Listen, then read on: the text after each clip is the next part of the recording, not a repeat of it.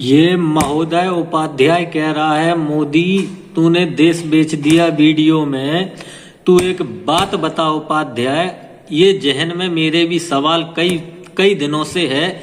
तू एक बात बता, जब हमने पाकिस्तान से 3 युद्ध किए कांग्रेस के समय में, तीनों युद्ध जीते, लाखों जवान खोए, करोड़ों अरबों खरबों रुपए भारत का खर्च हुआ, पाकिस्तान के 90,000 सैनिकों को इस भारत की भूमि पर बिठाकर खिलाया पिलाया सुलाया, कपड़े पहनाए 3 साल तक, उसके बावजूद भी हमने पीओके दे दिया।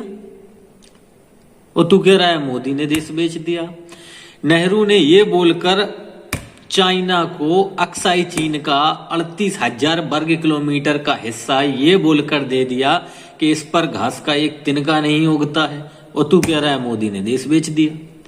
चल, मोदी ने तो लीज पर दिया है, जो भी कुछ दिया है, आज नहीं तो 2-4 साल 5 साल 10 साल बाद, जब तक की पॉलिसी है तब तक के बाद में रिटर्न आ जाएगा।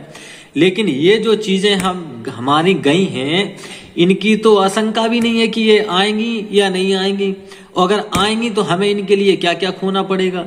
और तू कह रहा है मोदी ने देश बेच दिया। भारत कोई भूमि का टुकड़ा नहीं है जो तू बेचने जैसे शब्दों का प्रयोग करे। तू पार्टी की बुराई कर, मोदी की बुराई कर, मोदी को गाली दे, जो करना है वो कर, मगर ये भारत के लिए ऐसे अपशब्दों का प्रयोग मत कर। इसीलिए तेरे जैसे चाटुकारता व्यक्तियों से मूल निवासी होने के सबूत मांगे जाते हैं, और तुम्हारे जैसे ही लोगों की वजह से, जो सिर्फ अपनी छवि चमकाने